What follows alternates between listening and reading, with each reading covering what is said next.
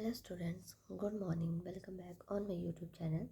Today we will start our next chapter of class 7th, chapter number 6, that is respiration in organism. Okay, respiration मतलब जो सांस लेने की प्रक्रिया है वो ऑर्गेनिज्म में किस तरीके से होती है. ठीक है, मतलब पक्षियों में, ह्यूमंस में, जो पानी में रहते हैं ऑर्गेनिज्म, उनमें अलग अलग ऑर्गेनिज्म में रेस्पिरेशन किस तरीके से होता है. तो इस चैप्टर में हम वन बाय वन डिस्कस करेंगे. Okay, so now let's start. One day बोजो was eagerly waiting to meet the grandparents who were be coming to the town after a year. He was a real hurry as he wanted to receive them at the bus stop. He ran fast and reached the bus stop in a few minutes. He was breathing rapidly. His grandmother asked him why he was breathing so fast. Bojo told her that he came running at all the way.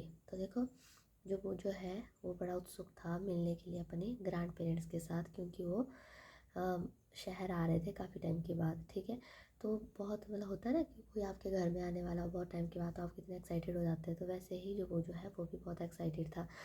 तो वो bus stop पर उनको लेने के लिए जाता है. जैसे ही वो बस स्टॉप पर पहुंचता है तो वो बहुत मतलब ज़ोर ज़ोर से हाँफ रहा होता है. जैसे हम कहीं दौड़ के जाते हैं तो कैसे हाँफते हैं ना, सांस जल्दी जल्दी लेते हैं, तो वैसे कर रहा था. तो उसकी जो ग्रैंड मदर है वो उसको पूछती है कि तुम्हारी सांस इतनी फुली क्यों है. तो वो जो बोलता है कि वो दौड़ करके आया है पूरे रास्ते से. ठीक है, but the question got stuck in his mind. He wondered why running make a person breathe faster. And the answer of the Bojo question lies in the understanding why we breathe. Breathing is a part of respiration. Let us learn about the respiration. तो जो question है,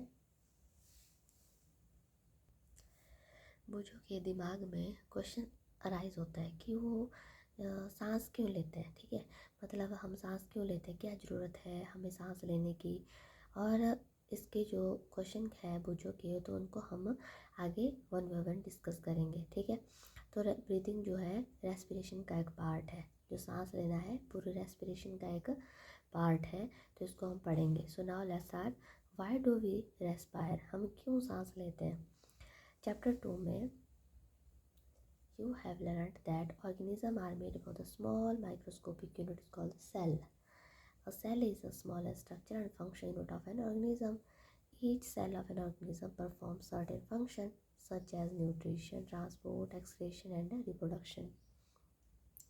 तो chapter 2 में हमने पढ़ लिया था कि जितने भी ऑर्गेनिज्म है वो छोटे छोटे सेल से मिलकर के बने हुए हैं. ठीक है, माइक्रोस्कोपिक सेल से मिलकर के बने हुए हैं. और जो सेल होता है स्मॉलेस्ट स्ट्रक्चर और फंक्शन यूनिट होती है किसी ऑर्गेनिज्म की. जो सेल है वो बहुत सारे फंक्शन करता है. Nutrition, transportation, excretion. एक्सक्रीशन का मतलब होता है बॉडी से बाहर किसी चीज़ को एक्सपेल करना. न्यूट्रिशन तो समझते हैं ना, जो हम भोजन खाते हैं उसको डाइजेस्ट करके डिफरेंट पार्ट में ले जाता है. ट्रांसपोर्ट, जैसे आपका ब्लड पूरी बॉडी में ट्रांसफर होता है. और रिप्रोडक्शन, तो ये सारे काम कौन करता है, सेल करते हैं. To perform this function, the cell need energy. Even when we are eating, sleeping or reading, we require energy. तो सारे काम करने के लिए क्या चाहिए होती है, एनर्जी चाहिए होती है. कोई भी काम करना हो, आपने बैठना हो, सोना हो, ठीक है, पढ़ना हो, तो खाना खाने हो, तो तब भी हमारे को एनर्जी चाहिए होती है. ठीक है, but where does the energy come from? Can you say while your parents insist that you should eat regularly? तो क्या पता है आपको एनर्जी कहाँ से आती है आपकी बॉडी में. आपके पेरेंट्स आपको बोलते होंगे कि प्रॉपरली खाना खाना चाहिए, टाइमली खाना खाना चाहिए ना. The food has stored energy which is release during the respiration. तो जो फूड होता है ना उसके अंदर एनर्जी होती है. ठीक है, जब हम सांस लेते हैं तो उस टाइम वो एनर्जी जो है रिलीज होती है. Therefore all the living organism respire to get energy from the food. During breathing, we breathe in air. You know that air contains oxygen. We breathe out air which is rich in carbon dioxide. The air we breathe in is transported to all parts of the body and ultimately to each cell. तो जो living organism होते हैं ना वो respire करते हैं. क्यों, energy को लेने के लिए भोजन से. ठीक है, मतलब भोजन टूटता है उससे एनर्जी मिलती है. तो भोजन टूटता है रेस्पिरेशन की वजह से, क्योंकि रेस्पिरेशन में हम ऑक्सीजन लेते हैं. जब हम ब्रीथ करते हैं तो हमारी बॉडी में क्या जाता है, एयर जाती है. ठीक है, तो एयर में क्या है, ऑक्सीजन होती है. और जब हम ब्रीथ करते हैं तो उस टाइम हमारी बॉडी से बाहर क्या निकलता है, कार्बन डाइऑक्साइड। तो ये जो ट्रांसपोर्ट होता है सारे पार्ट में बॉडी के, तो वो ब्रीदिंग के थ्रू होता है हर एक सेल तक, ठीक है, हर चीज़ का ट्रांसपोर्ट। तो जो सेल है, ऑक्सीजन जो होती है एयर में वो हेल्प करती है break down of the food cell के अंदर, ठीक है।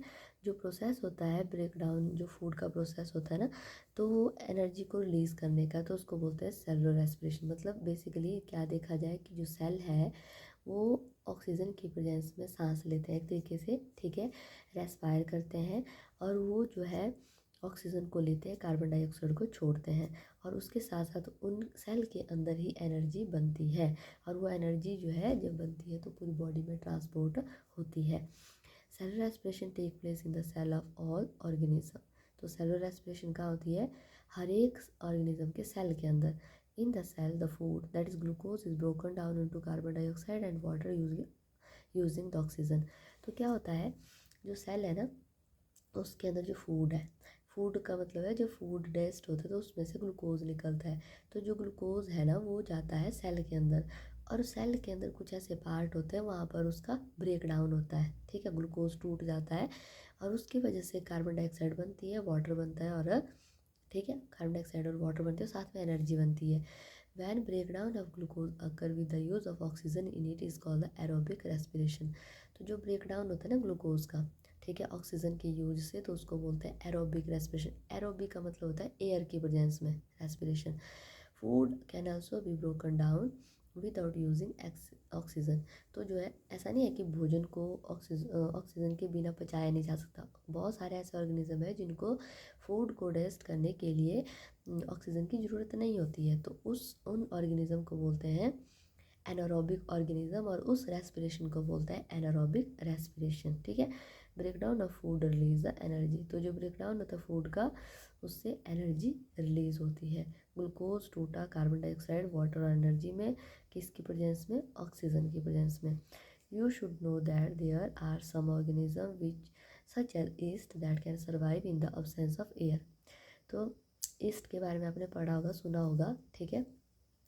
तो ईस्ट जो है ना उसमें जो है ऑक्सीजन की अब्सेंस में, मतलब एयर की अब्सेंस में जो है वो सर्वाइव कर जाता है। They are called anaerobes. क्या बोलते हैं उनको, anaerobes. They get enough energy through the anaerobic respiration in the absence of oxygen glucose break down into alcohol and carbon dioxide. तो ये जो है एनर्जी को इनको एनर्जी कैसे मिलती है, एनारोबिक रेस्पिरेशन से। और इन the absence of oxygen glucose जो है क्या होता है, टूट जाता है अल्कोहल में, कार्बन डाइऑक्साइड में। तो देखो यहाँ पर दो चीज़ें निकल रही है, कार्बन डाइऑक्साइड निकल रही है और दूसरा अल्कोहल निकल रहा है। और ऊपर जो आपके एरोबिक रेस्पिरेशन था उसमें दो चीज़ें निकल रही थी, कार्बन डाइऑक्साइड और वाटर, और किसकी प्रेजेंस में, एयर की प्रेजेंस में हो रहा था, ठीक है। तो इसमें अब्सेंस ऑफ एयर है, तो इसमें कार्बन डाइऑक्साइड, अल्कोहल और एनर्जी प्रोड्यूस होती है। Yeast are single cell organism. They respire anaerobically and during their process yield alcohol. They are therefore used to make wine and beer. तो yeast का basically use कहाँ किया जाता है, beer और वाइन को बनाने के लिए।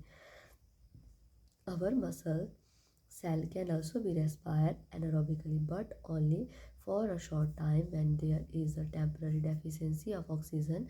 During the heavy exercise, fast running, cycling, walking for many hours of heavy weightlifting, the demand for energy is high, but the supply of oxygen to produce the energy is limited. Then the anaerobic respiration take place in muscle cell to fulfill the demand of energy. अब देखो इसमें क्या दिया है, जैसे आप कभी बहुत ज़्यादा एक्सरसाइज करते हो, बहुत ज़्यादा दौड़ते हो, बहुत ज़्यादा चलते हो, या आपने कोई भारी चीज़ उठा ली है ना, तो उस टाइम आपकी बॉडी को ना ज़्यादा ऑक्सीजन की ज़रूरत होती है, पर आपकी बॉडी में उतनी ऑक्सीजन तो आपको नहीं मिल रही है, ठीक है। तो उसमें क्या होता है, उस टाइम आपके मसल जो होता है ना वो एनारोबिकली बिना मतलब ऑक्सीजन के जो है वो काम करना शुरू करते हैं एक तरीके से, ठीक है।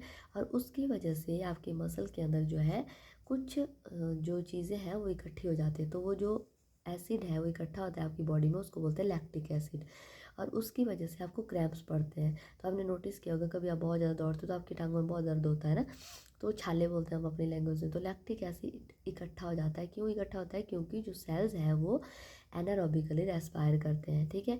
तो ग्लूकोज जो है आपके मसल में होता है, अब्सेंस ऑक्सीजन की अब्सेंस में वो ब्रेक डाउन होता है और लैक्टिक एसिड बनता है और एनर्जी रिलीज होती है, ठीक है। उस टाइम तो हम जल्दी जल्दी में कर देते हैं, पर अगले दिन हमारे को पता चलता है कि हमारे को बहुत सारे क्रैम्प्स आ गए क्योंकि लैक्टिक एसिड आपकी बॉडी में इकट्ठा हो गया। और क्यों इकट्ठा हुआ? क्योंकि आपके मसल जो है ना, उन्होंने विदाउट ऑक्सीजन जो है काम किया है। Okay, have you ever wondered why you get with muscle cramps after heavy exercise? The cramps occur when the muscle cell respire anaerobically. The partial breakdown of glucose produce the lactic acid. तो यही मैंने बताया। तो ये जो breakdown होता है ना ग्लूकोज का, तो पार्शियल ब्रेकडाउन होता है, मतलब आधा टूटता हो। जब आधा टूटेगा तो वो लैक्टिक एसिड प्रोड्यूस करेगा। The accumulation of lactic acid cause a muscle cramp, तो उसकी वजह से मसल क्रैम्प्स आते हैं। We get relief from cramps after hot water bath और मसाज। तो अगर आपको कभी क्रैम्प्स आते तो आपको गर्म पानी से नहाना चाहिए। बोलते हैं, मम्मियाँ बोलती होंगी गर्म पानी से नहाओ या फिर तेल लगाओ, मसाज करो बॉडी में, तो उससे क्रैम्प्स ठीक हो जाते हैं। Can you guess why it is so? Hot water bath और massage improve the circulation of blood, as result the supply of the oxygen to the muscle cell increases. तो क्या होता है, गर्म पानी से और मसाज से क्या होता है, आपकी बॉडी में सर्कुलेशन बढ़ जाती है और जिसकी वजह से आपके हर एक सेल को प्रॉपर ऑक्सीजन मिलता है और लैक्टिक एसिड ब्रेक डाउन होकर के नॉर्मल कंडीशन में आता है, ठीक है। और एनर्जी बनती है, मतलब and the increase of the supply of oxygen result in the complete break down of lactic acid and carbon dioxide and water. तो उससे कार्बन डाइऑक्साइड रिलीज होता है और वाटर बनता है। ओके, तो ये था आपका स्टार्टिंग ऑफ रेस्पिरेशन। तो जिसमें हमने देखा कि what is respiration, cellular respiration क्या होती है, और एरोबिक रेस्पिरेशन क्या है और एनारोबिक रेस्पिरेशन क्या है, ठीक है। तो आई होप आपको समझ आ गया होगा। तो इसमें हमने एक ईस्ट के बारे में देखा। तो ईस्ट जो है कैसा ऑर्गेनिज्म होता है, सिंगल सेल ऑर्गेनिज्म है, और एक एनारोबिक ऑर्गेनिज्म, मतलब विदाउट ऑक्सीजन ये रेस्पायर करता है। तो इसके आगे जो टॉपिक है वो है ब्रीदिंग, इसको हम नेक्स्ट क्लास से कंटिन्यू करेंगे। आई होप आपको समझ आ गया होगा। इसमें ये जो आपको टर्म दी हुई है ना इस तरीके से, तो ये आपको याद रखनी है। ग्लूकोज जब मसल के अंदर ऑक्सीजन के अब्सेंस में टूटता है तो लैक्टिक एसिड और एनर्जी मिलती है, ठीक है। और जब ग्लूकोज आपका ऑक्सीजन की प्रेजेंस में टूटता है तो कार्बन डाइऑक्साइड, वाटर और एनर्जी रिलीज होती है। और ग्लूकोज अगर अब्सेंस में, ऑक्सीजन के अब्सेंस में तोड़ा जाता है ईस्ट के द्वारा, ठीक है, तो उससे अल्कोहल, कार्बन डाइऑक्साइड और एनर्जी रिलीज होती है, ठीक है, इन the absence of oxygen by east, ठीक है। तो उससे अल्कोहल और कार्बन डाइऑक्साइड प्रोड्यूस होती है। तो ये जो है ना, इसको आपने देखा होगा घर में जब आप आटा गूंदते हैं ना, तो उस टाइम भी आप ईस्ट उसमें डालते हैं, ठीक है। तो ईस्ट जब डालते हैं तो आप देखते हैं कि 1 या 2 घंटे के बाद आपका जो आटा है वो फूल जाता है और उसमें से क्या हो जाता है, गैस निकलना शुरू हो जाती है, मतलब खट्टे से स्मेल आती है और गैस निकलती है। तो वो जो खट्टी सी स्मेल होती है वो एक्चुअल में अल्कोहल प्रोड्यूस होता है और गैस जो है कार्बन डाइऑक्साइड होती है। तो वो क्या होता है, ग्लूकोज जो होता है आपके आटे के अंदर जो ग्लूकोज होता है ना, उसको ईस्ट ने ब्रेक डाउन किया होता है एक तरीके से, ठीक है। तो ये था आपका रेस्पिरेशन के बारे में। So thank you so much. अगर आपको मेरी वीडियोस अच्छी लगती है तो please like, share and subscribe my channel. Thank you so much.